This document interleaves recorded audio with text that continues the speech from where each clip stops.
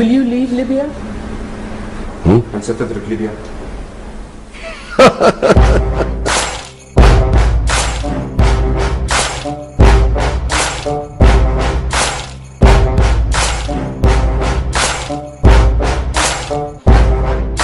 Muammar Kaddáfí clearly lost the confidence of his own people.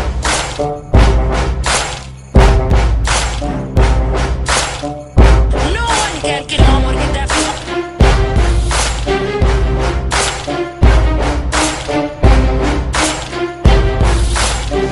And the legitimacy to lead.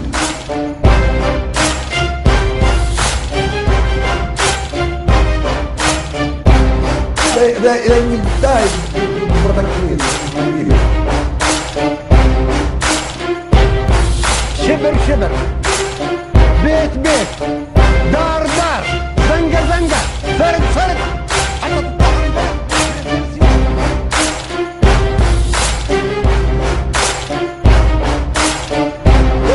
قاعد يقول ملايين المسيحيين الفلسطينيين قرروا ان يرجعوا لارض فلسطين التي تطرد منها عام 48 وعام 67.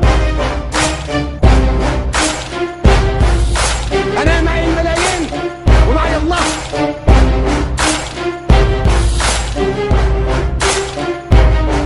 فلسطين المقدس هذا جهاد، هذا ليس ارهاب. هناك فرق كبير. Innocent civilians were beaten. We are here. We told them to go everywhere. They found nothing. Zero. Gaddafi will never step down. He's a fighter to the end. Imprisoned, in some cases killed. According to Russia's military, they have not registered any of those airstrikes. According to them, the pictures show that nothing of that sort has been going on the ground. The truth seems more to be a city going about its everyday business. Warning, which is the world is watching you.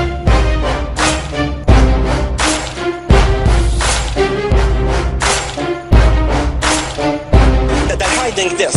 They're hiding this. But what's going on now? Okay, all the people are here just to be supportive for our leader Muammar Kaddáfí. Okay. Sure, America has a dozen countries now helping attack Muammar Kaddáfí. They would like to see you finished.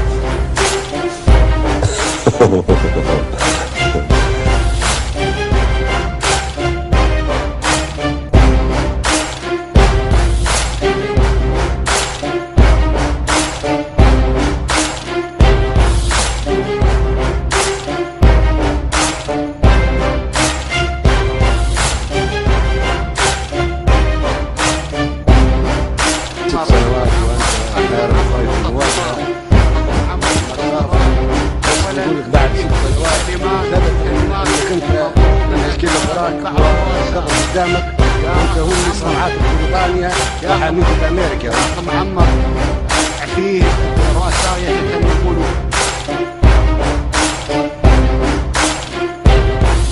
To the West, we know them very well. When you are strong, they run after you. They're like, they're like cats.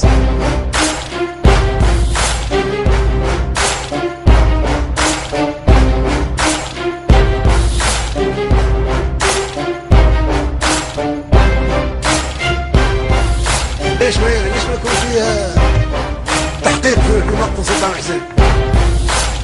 قيادة عربية بالكامل تقتل تصنف المشارق عند طرف. لماذا؟ وممكن الدور جاي عليكم كلكم.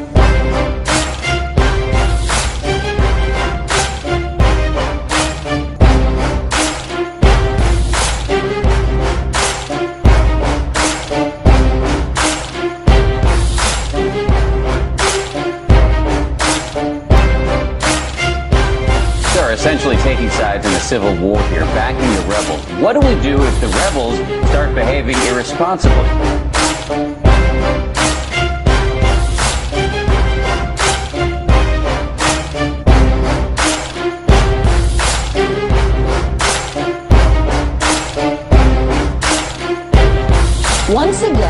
we see that the United Nations is on the wrong side of the conflict.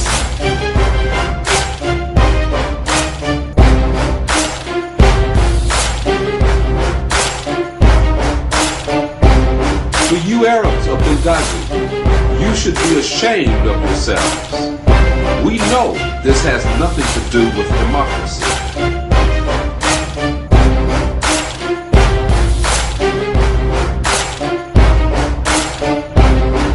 كذابي اليوم ان شاء الله يوم ذبح كذابي وتطهرون البلاد كما قال قائدكم بيت بيت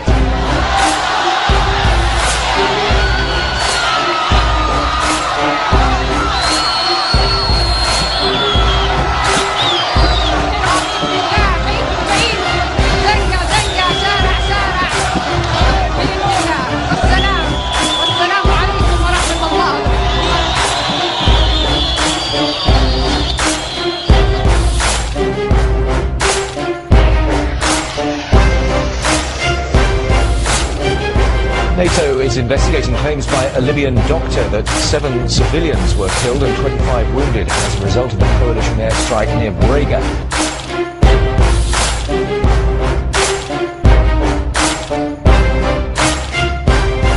عربي احنا اللي بلاد محتله فلسطين محتله والعراق محتله. I think that you don't bomb a village in order to save it.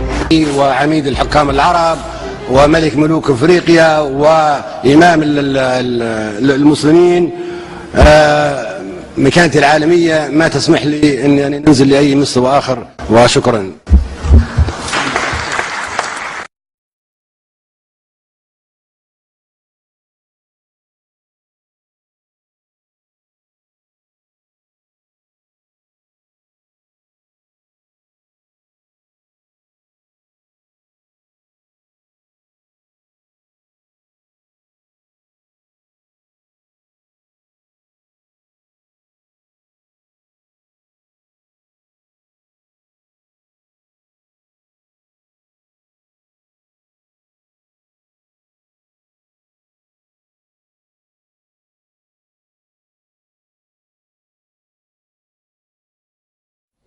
Muammar Gaddafi clearly lost the confidence of his own people and the legitimacy to lead. Instead of respecting the rights of his own people, Gaddafi chose the path of brutal suppression. Ample warning was given that Gaddafi needed to stop his campaign of repression or be held accountable. The Arab League and the European Union joined us in calling for an end to violence. Just yesterday, speaking of the city of Benghazi, a city of roughly 700,000 people, he threatened, and I quote, "We will have no mercy and no pity." Now here's why this matters to us. Left unchecked, we have every reason to believe that Gaddafi would commit atrocities against his people. Many thousands could die. A humanitarian crisis would ensue. The entire region could be destabilized, endangering many of our allies and partners. And that's why the United States has worked with our allies and partners to shape a strong international response at the United Nations.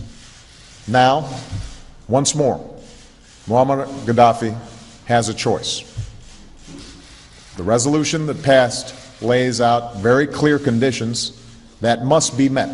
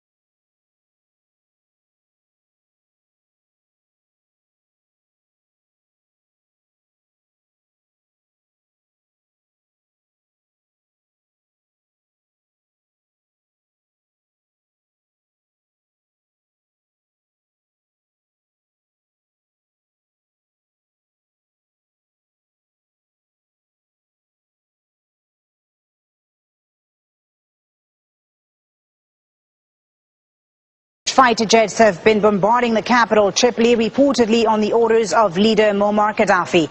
Later on, they told us that Tripoli is bombed by Air Force and heavy guns or something like that. And completely it's not true. The truth seems more to be a city going about its everyday business. These are hardly the pictures of a city on the brink of war. Meanwhile, Libya's capital Tripoli is bracing for what could be another night of gunfire, explosions, and fighting. Eyewitnesses say warplanes had been firing at opposition supporters from the air. The war is clearly not in Tripoli. And just as clearly, Western media has been a little too quick to write off Gaddafi. Information from Russia's joint staff who are saying that they have been monitoring the situation in Libya from space via satellites since the beginning of the unrest in the country. And according to them, some of the reports made by the Western media are not entirely corresponding to the pictures that they are getting. To be more precise, according to Al Jazeera and to BBC, on the 22nd of February, Libyan government has inflicted airstrikes on Benghazi, the biggest city in the country, and on Tripoli. And according to Russia's military, they have not registered any of those airstrikes. According to them, the pictures show that nothing of that sort has been going on the ground. Pretty much make a judgment that those attacks, which the Western media has been reporting on, have not been made. Colonel Gaddafi is really going to all extremes to push back, to make his presence felt. In an interview he gave and in an interview his son gave today, Saturday, both of them denied reports that the East was in the hands of the rebels. They said that they were in control, that everything was calm, and that any kind of reporting that the government was killing its own people was simply untrue. They blamed the Western media for what they have termed propaganda. People here simply do not want the foreign community to get involved. They believe that any kind of humanitarian assistance very often is an excuse for military aid and military intervention. The latest news we have, though, is that the British government today, Saturday, confirmed that it was deploying to Libya within the next 24 hours. We know that they say that this deployment is for evacuation and humanitarian purposes, but as I'm mentioning, many people here are concerned that it will also come with some kind of military aspect. Fog of war has settled over the unrest in Libya. There's conflicting reports on the number of killed, airstrikes by Gaddafi forces, the number of cities controlled by the opposition, pretty much everything that's being reported. Last week, a wave of correspondence suggested the opposition was in control of almost the whole country and Gaddafi was doomed. Our Tizak Sanaboyko went to the opposition-held Benghazi to find out why these turned out to be exaggerations. For it.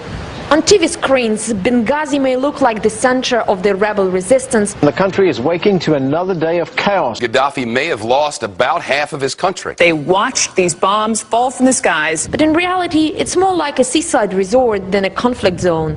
Hotels are fully booked with journalists and residents go about their daily lives. Here, boys are looking for new things to play with. Toy guns are in ample supply. Yet some reports sent from Benghazi refer to the situation in eastern Libya as war. Not a conflict zone where rebels are engaged in sporadic and isolated pitched battles with pro-Gaddafi forces, but an all-out war. Muammar Kaddáfí is striking back. Forces loyal to Libyan leader Muammar Kaddáfí appear to be advancing east. Libya's leader Muammar Kaddáfí has fled the country. With rebels professing their readiness to fight Gaddafi's regime to the bitter end, no wonder news reports are carrying predictions of imminent civil war.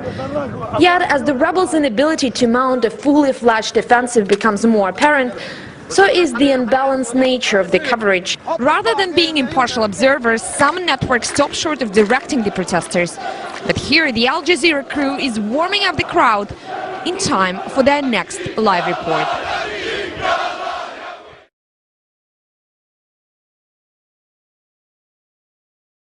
What is your general take on why there is so much misinformation and conflicting reports when it comes to Libya?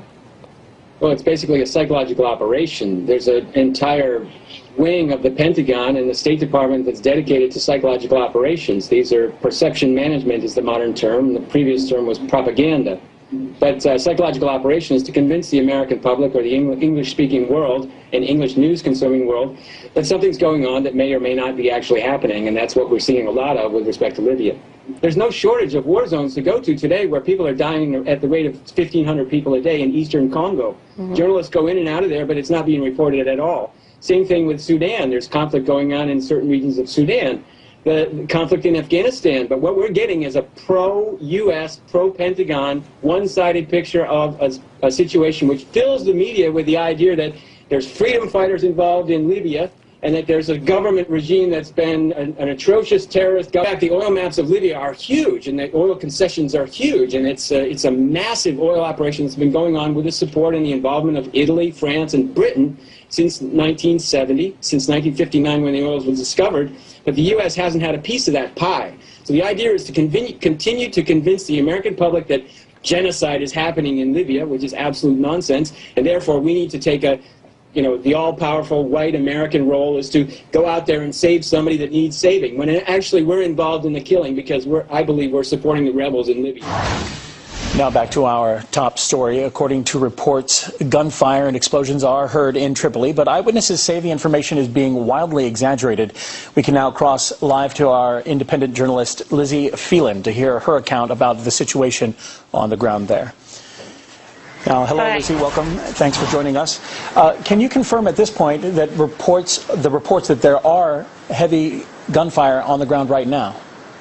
Yes, well, you might be able to hear in the background, I'm not sure if you can, the gunfire and fireworks that are happening. And this gunfire and fireworks is celebratory gunfire and fireworks as a result of the earlier emergence of rebels in the city, or armed gangs, as the Libyan government are calling them, that have now been cleared out of the city, and they've now been captured and arrested and essentially dealt with. So the only gunfire that we're hearing is celebratory gunfire, and the only explosions that we're hearing are NATO airstrikes or NATO sound bombs, which are clearly designed to create a sense of panic in the capital city of Tripoli. Now, what we're hearing that happened earlier today is that the rebels in Libya, via their media, via their own channels, they created, and via Al Jazeera, of course, which has been at the center of the media conspiracy against Libya, they created some fake footage of themselves inside Zawiya, claiming that they were inside Zawiya and Tripoli. This and of course the media, then the mainstream media, the Western media in particular, and Al Jazeera then repeated these reports, which created a sense of panic amongst the Libyan people. So they went inside their homes in fear, and then later on, in areas like Fashloun and Sukarjuma, and after the prayers, a number of armed gangs emerged, which are essentially sleeper cells of rebels inside the city, and began firing randomly and setting things on fire and threatening ordinary people that if they did not join them, that they would be assassinated. They then took footage of the streets, which were empty, as I said, because people were scared inside their homes, which created a sense that they were in the process of capturing the city. Then what happened is that, of course, that many people in Tripoli have been armed by the government, and so these people came out to defend their capital, and then the government spokesman came out and insisted that the situation had been brought under control. And so, as a result, now in Green Square and Bab al-Ziza compound, the masses have come out because they feel safe again. And as I said, they're letting off celebratory gunfire and fireworks. And leader Muammar Kaddáfí, just about 15-20 minutes ago, spoke to the masses live, because there have obviously been reports that he has fled the country. Now, you mentioned that Gaddafi has actually shown up and spoken to the people, has made a public appearance, and you're saying that now the people are not scared at this moment in time. No, well, he didn't make a public appearance. He spoke live via phone to insist that he was still alive and well and inside the country. And whenever Gaddafi speaks, there tends to be a pattern of a level of panic being built up by the media, because, of course, NATO isn't having any success on the ground. So the only way it can have a semblance of success is through creating fabrications via the media, so that it can convince both the Security Council and the international public opinion that its war here is worthwhile. Do you think that Gaddafi's people are preparing, at least on some level, for an assault? Well, the people here since the beginning of the crisis have been preparing to defend themselves from the threat of the opposition making any advances, and also from the threat of NATO. So, as I said, since the beginning of the crisis, people have been taking up the government offer of weapons training and government-issued weapons. So the people of this city in particular are literally armed to the teeth and ready to defend their capital and their country and stand by their leader Muammar Kaddáfí. As we have seen via the million marches across the country, there is mass support for him here, and the people are literally prepared to die for him and their country.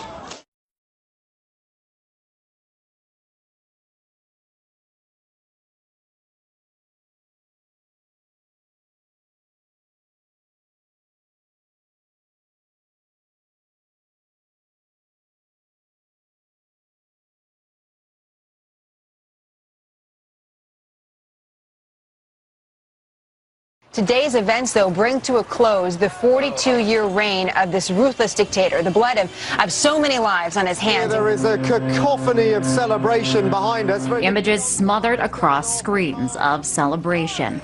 The Libyan leader Muammar Kaddáfí dead. This mad dog of the Middle East has a goal of a world revolution. Once despised as a sponsor of world terrorism, only years later, Muammar Gaddafi's friendship with the Western world blossomed. Ties between the United States and Libya have taken a remarkable and positive turn in recent years. Senator John McCain reminisces over time spent with the Libyan leader. In 2009, he tweeted, "Late evening with Colonel Gaddafi at his ranch in Libya. Interesting meeting with an interesting man." Less than a decade ago, Secretary of State Condoleezza Rice announced the U.S. was restoring full diplomatic relations with Libya. Former British Prime Minister Tony Blair had no qualms doing business with Gaddafi. And Italian Prime Minister Silvio Berlusconi got cozy with him at a United Nations summit in Rome. And here's President Obama shaking hands with him at the G8 summit in Italy. The Libyan leader also got close with British Prime Minister Gordon Brown. And from politics to pop stars, icons from Mariah Carey to Beyonce have performed for the Libyan leader. All the while, Western leaders were well aware of the atrocities being committed by Gaddafi's regime. It was no secret that in the mid-90s, an estimated 1,200 political prisoners were massacred. But there was no talk of intervention then. There was talk of oil deals.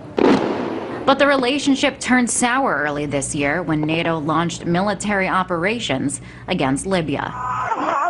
Today, a victory for the West, the death of a dictator, of a good friend turned enemy. So, I mean, that is the land of unconfirmed reports. Yes, we came, we saw, he died. Did it have anything to do with your visit? No, I'm sure it did.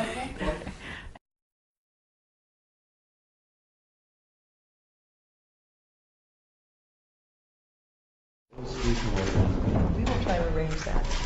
I am very pleased to welcome Minister Kaddáfí here to the State Department.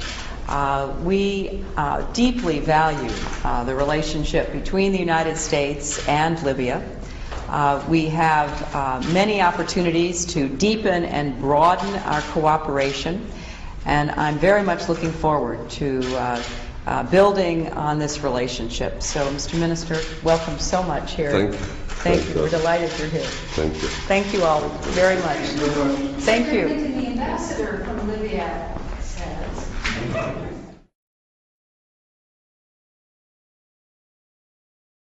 Today, I'll give you the reason why the West is fighting Gaddafi. I'll tell you exactly what is really going on in Libya. I will tell you what the mainstream media will not tell you. There are 3 reasons why Gaddafi has to die. And among those 3 reasons, none of them have to do with him killing his own people. Number 1, Gaddafi is the one who gave the opportunity for an African satellite for communication. It is in 1992 that 45 countries in Africa decided that they want to have their own satellite. This will cover internet, telephone communication, and all other communications. But the problem was how to find the money for this project. Where did they get the money from? They decided to go to the IMF. But the IMF knew that sponsoring this will be more dangerous for Western countries. Why? Because Western countries were making $500 million per year for all telecommunication in Africa, even inside Africa.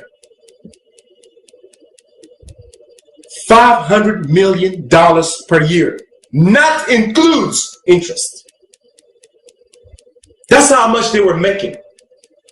So it is in 2007 that Gaddafi will come up with most of the money for this project.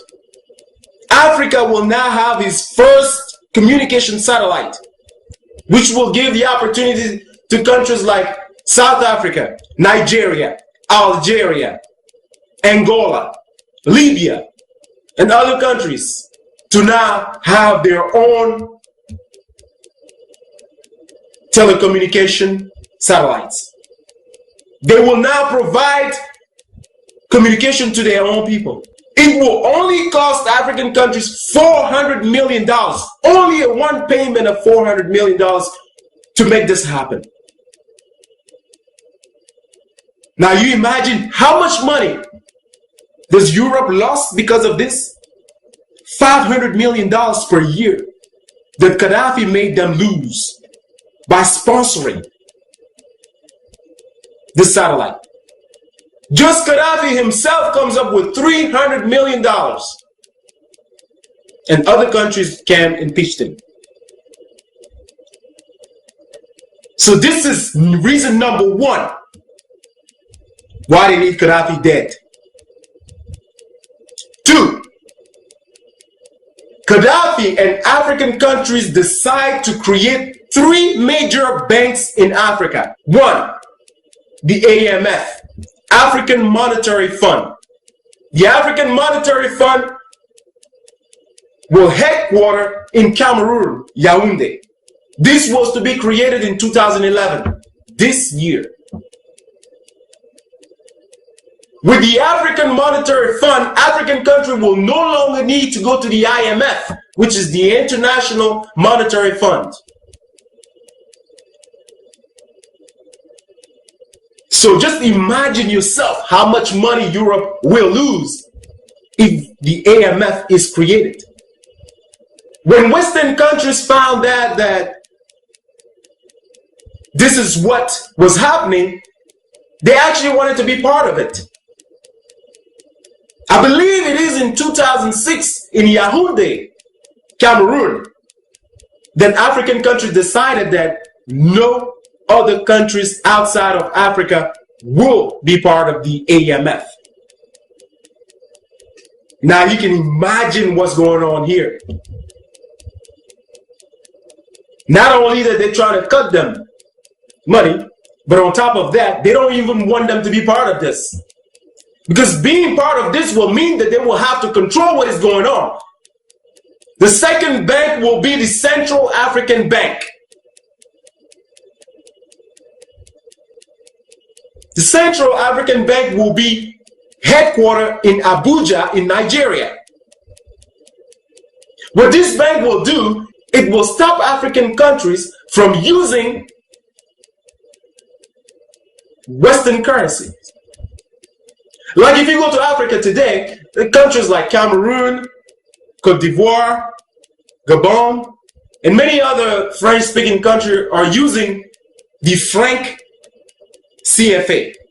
With this bank, we will have our own currency, like the Naira in Nigeria. Gaddafi, once again, came up with most of the money for this project. And the third bank that was supposed to be created was going to headquarter in Libya. The Bank of investment. This bank will control most of investment in Africa. The Central Bank of Investment. Now you imagine yourself what's going on here. Gaddafi is trying to break Western economy by doing this. But that's not his intention. His intention is to free Africa from his trap. African people want to be independent. Western countries don't want that. And that's what's going on here. So the money that Obama confiscated, stole from Gaddafi is the money that was going to help for all those projects. He's telling you today that Gaddafi is trying to kill his own people with that money. No, Mr. President, you know that that's not true. He probably doesn't even know because he has no experience. He has no experience. He doesn't even know what's going on. He's like a puppy. They tell him what to do.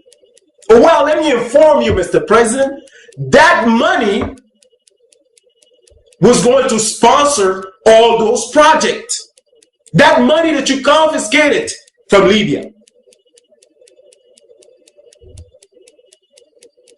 The third reason why Gaddafi has to die has to do with the United States of Africa. This man has been pushing African countries to unite, just like the United States of America.